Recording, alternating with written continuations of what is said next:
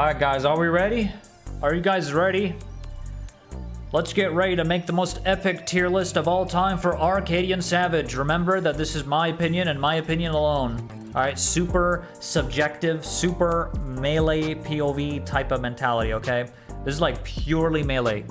But this is my experience with the fight so far. We're going to talk about like the mechanics, what I like about the mechanics, and all that good stuff. Alright, so I'll tell you straight up. First, I'm literally just going to rate each of them based on what I already know where they are in my head. But I'm going to put them right now. M5 is A. If you're here just for the tier list, here it is. M5 is A, M6 is S, M7 is S, M8 is S. Okay, in this order. I put this one up here, this one's here, this one's here. They're all S, but this is the order I would do. Okay? In short summary, I think M8 is the best fight in this tier. And I think it's one of the best fights in Final Fantasy XIV. Yes, big claim, right? But the speediness and the flashiness of that fight is insane, brother. Oh no, we're not going to talk about the previous tier. We're going to talk about only this tier. But yeah, this is where I'd put them. Okay? So I'm going to go over each one, why I think they belong there. Because honestly, even Dancing Green would belong in S. I would actually put that on S. But it's on A. Alright? So, let's talk about each one. We'll start with M5. So, M5 belongs in A tier. Things I liked about the fight, right? I really love the disco arena design with the danger tiles and the not danger tiles. And you have to kind of look and match with your partner how you're going to take them. I think it's good design.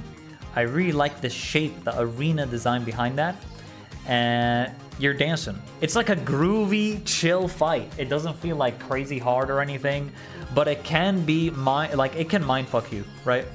There's parts, one of my favorite parts during disco is when he does one side is safe, and then he does the snaps, and then you look at the danger tiles on the floor, and you're like, okay, I need to stand on this side, and then like either move up or down depending on the danger tiles, and then dodge into it, wait for the snaps, dodge.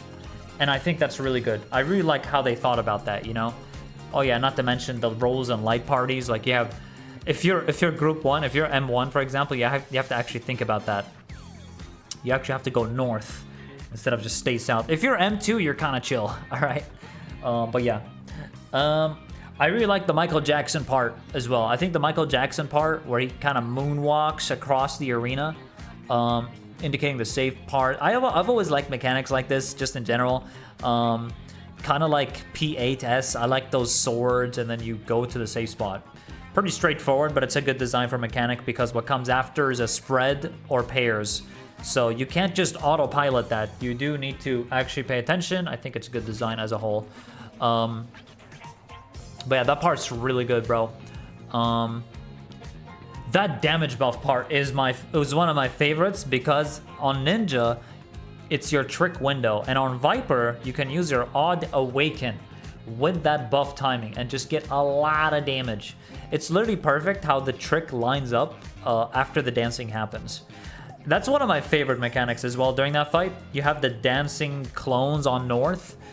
And initially, I was like, damn, I have to do the dodging of the Proteans in the middle and pay attention to North clones. That's insane. But you actually don't. You do one at a time, you know? You do the Proteans first, and then you do the dancing clones second. Because they actually, you know, they have their hand up on the side they're going to cleave, right? And I like that they changed that later by making him point forward and back as well.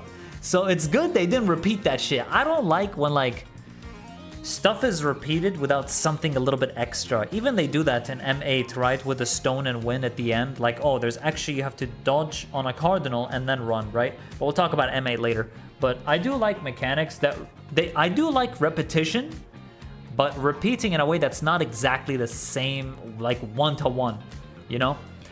So there's like, I think that they did well on that fight. I think they did good.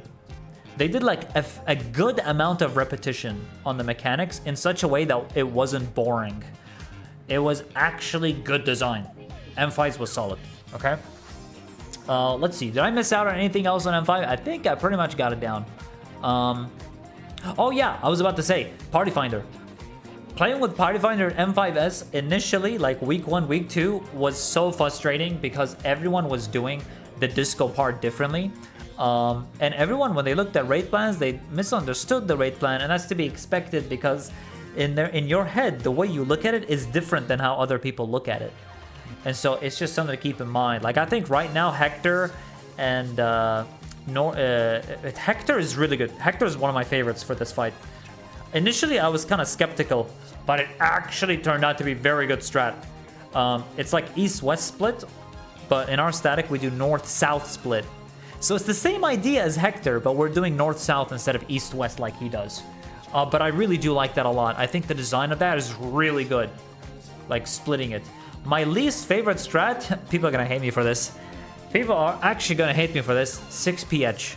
That's one of my least favorite rate plans because it's not as straightforward to me as Hector, okay? It's just, for me, it's just not, okay? There's a pattern as M2 where it's south and east, right? And one of the patterns, you look at the danger spotlight, it's one or the other, diagonal. But the other one, the other pattern is longer diagonal. So what 6ph requires you to do is look at the debuff timer. With Hector, you don't need to look at debuff timer. It's actually much simpler and less to think about. So yeah, not looking at the debuff timer and just resolving it that way it's so easy. You just run to your spotlight on your quadrant with your pair, and it's very easy to tell because there's only going to be one spotlight coming towards you, not two. So you're always going to have one, and so you just walk into it, and you already know which tiles are going to be safe. So yeah, I think it's a really good design. But yeah, that's about it for M5. Next, I'll talk about M6. All right, next up, guys, M6, okay? M6, one of my favorite fights in this rate tier, okay? One of my favorite fights, 100%, 100%. The best part about this fight is, honestly, man, the ad phase. The ad phase is actually so well designed and so well thought out. I do like it. I do think Ninja shouldn't have had Hellfrog nerfed or Hake Mujinsatsu. Ninja deserves a bit more AoE love, okay? But I did play Viper on this because I'm a scouting job and I have Viper, and Viper is crazy good. And it is, I just want to mention that I find this fight satisfying from a melee POV because I think if you play melee in this fight, oh my god, it is the most satisfying thing ever. Like, just the way you go about it, the way you think about how to get the maximum cleave possible with Ninja, how you're gonna use Phantom Kamaitachi, like with the Jacobo, second trick attack, with the second Jacobo that spawns, how are you gonna use the trick there, and also, if you delay it too long, it's gonna be Giga drifted from Dokomori by like 3 to 4 GCDs, so it gets pretty crazy with Ninja. Ninja needs actual good coordination. Ninja needs good coordination on this fight. For real. So yeah, I think ad phase definitely made this fight more fun. But there are other things I like. I think the bombs, the wing bombs are really cool because you get to fly across the arena. Boom.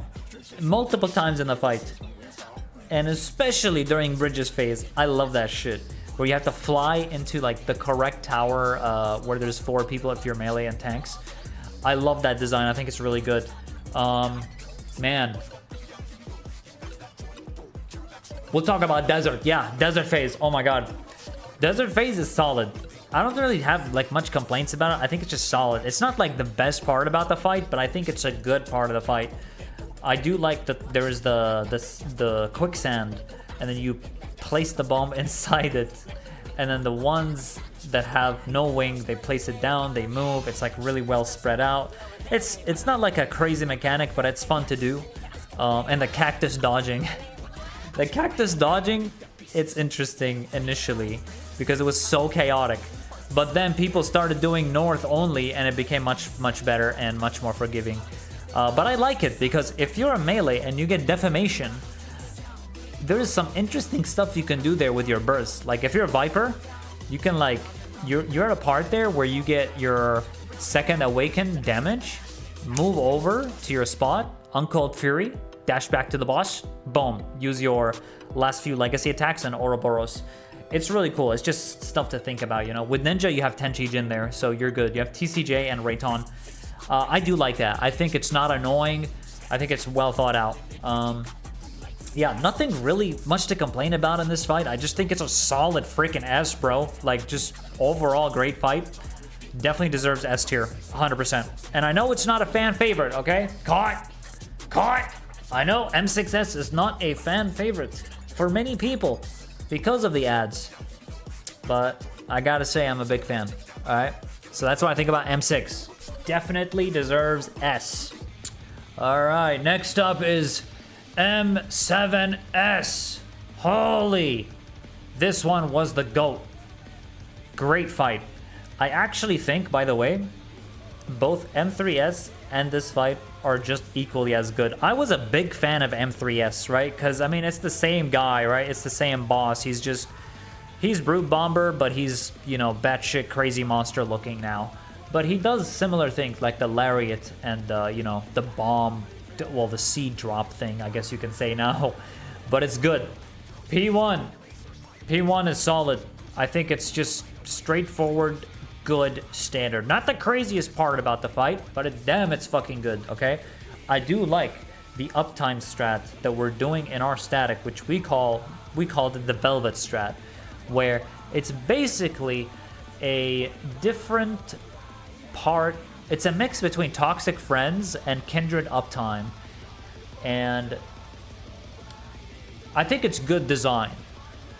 I think it's a good design fight because Toxic Friends literally has the melees walking out, but with the Velvet strat we changed it up so the melees and tank stack together and they go one direction, diagonal, and then go down, and then go to your positions. It's like a really solid way of go about it.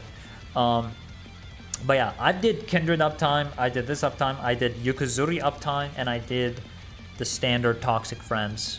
And definitely my favorite is Velvet strat. Out of all these, funnily enough, the strat that I prefer is our one in our static. So that's what we ended up doing, and I think it's really good. It's a very good, just in general, great mechanic. Man, using Trick there during ad phase after P1 is one of my favorite things to do because I like that there is AoE factors, okay? I like that there's AoE factors in this tier, in M6, in M7, and making full use of that Goka and the Katons and the Dream Within a Dream on a target, and trying to get as many of those ads have Trick Attack on them. Now, of course, it can be very dependent on many things, whether you get that trick on all of them or not, but I always use Trick on the ad so that it's like around the ad and hits the boss as well. Initially, I was doing it only on the boss, but it doesn't reach the ads. So yeah, I think that part's really good.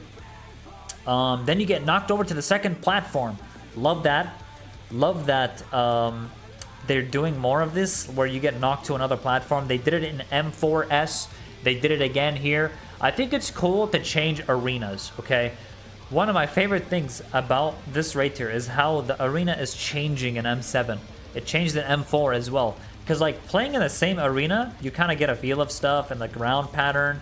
But the ground pattern changes per floor. And it's just stuff to think about. Like, the second arena is literally a rectangle. And Shikuchi is so fun to use there, alright? Like, I'm going Ninja God mode. I'm Shikuchi and left and right. Up, down, left. If it's out, I Shikuchi, I Reton, I walk in. Damn. Damn, what a good fight. I think it was well thought out.